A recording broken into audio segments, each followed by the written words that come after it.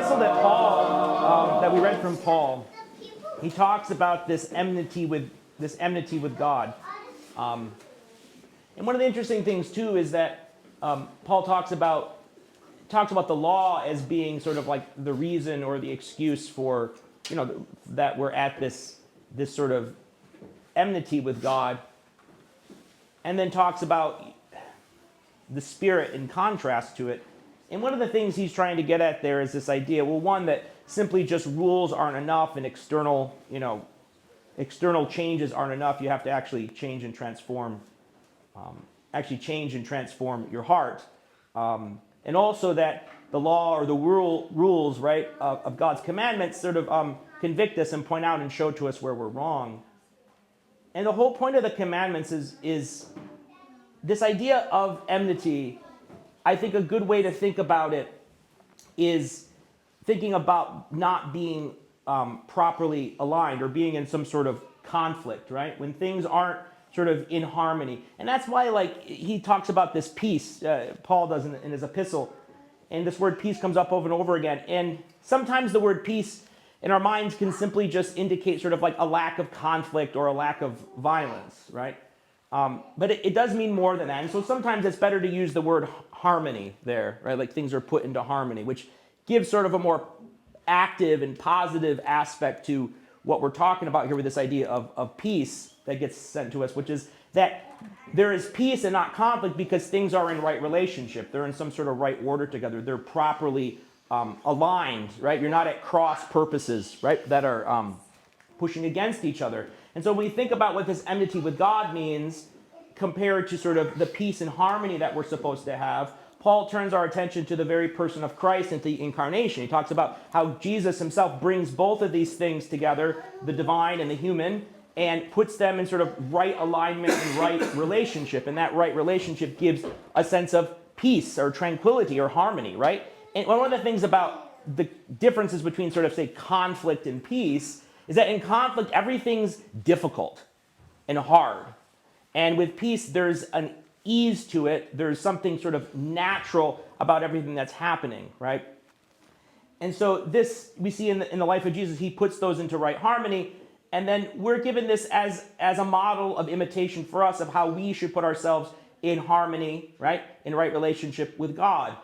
And that's one way to think about what the spiritual life is that there's this goal of alignment. And what do we mean by, this enmity with God or this harmony is that the thing that is most important, right? The thing that's highest up on the hierarchy of all of our values, the thing that should be the highest governing principle that everything else submits to and looks to, right? That revolves around like a axle, right? On a wheel is God, right? And when that's not properly aligned, then everything else in our lives is disjointed also.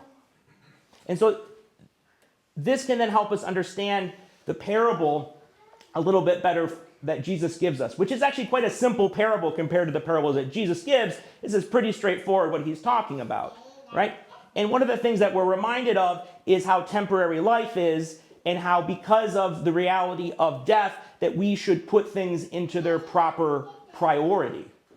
And so we see the man's not necessarily wrong for wanting to build bigger barns or to work harder to be successful, but there is a foolishness in forgetting the priority of those things. And one of the ways that we determine the priority of things in our life is how eternal or how long-lasting something is, right? That the longer its duration is over the course of our life, the more valuable and important that is.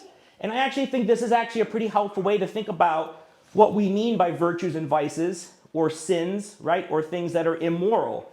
One of the reasons like stealing, and cheating and lying are immoral because they don't work, right? They don't work over the long run, right? And this is a great way to think about what sin is. Sin is short-sightedness, where it's like, okay, maybe I'm gonna, dive into hookup culture, and that might work for a while, but is that gonna work when I'm 70, Or, and there's a lot of things like, I can lie to people a bunch, and this gets me out of trouble right now, but if I keep lying, what's that gonna do to all my relationships eventually, right? And so you can take any sort of sin like that eventually sort of, we talk about like it catches up with you. But the point is, it's not a behavior or an orientation to life that works over the long haul. And so when we think about the virtues that we're trying to acquire and build in our lives, they're virtues that work for eternity. And so one of the errors that the rich farmer made was that he simply lacked a bigger perspective, right, of things. And so he prioritized something that shouldn't have been as high on his list, or it was superseding other things in his life that should have been more important. And that misprioritization of what matters in our life and not failing to recognize that God is at the top of what matters is what causes a lack of harmony, a breakdown of peace, and a life that's experienced as enmity, that's difficult and as if we're sort of at cross purposes with God. Which is also to say we're at cross purposes with what leads to actual life and flourishing, right? In some way. And so this is a helpful way to think about when we're struggling to do what is good and right, is that we're struggling to do what's best for us and for those we love over the longest span of time.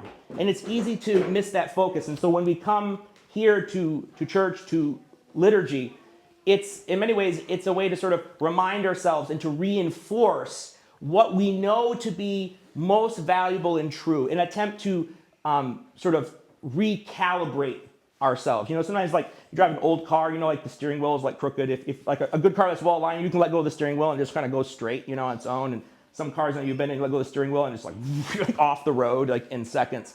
And that's what we're trying to do is like, it's like we need a alignment, right? To get our priorities back, to remind us of what really matters and what's important. And that's one of the things that we're trying to accomplish here on a Sunday and why we come together as a group, because it's too difficult and hard to do this kind of a spiritual journey on your own.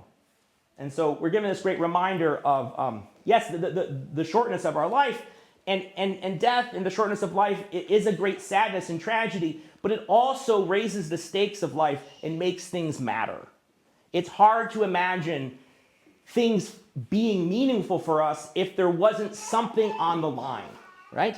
And that's one way to think about this sort of like a realm of death that we live in, right? That we're born, destined to die. It's also that we're born into a life where things really matter and our choices really matter. And we see that with the parable and the foolish man. And so hopefully we can be a little less foolish and in some small way, even today, experience a little bit of that harmony, that right alignment with God. Glory to Jesus Christ. Lord,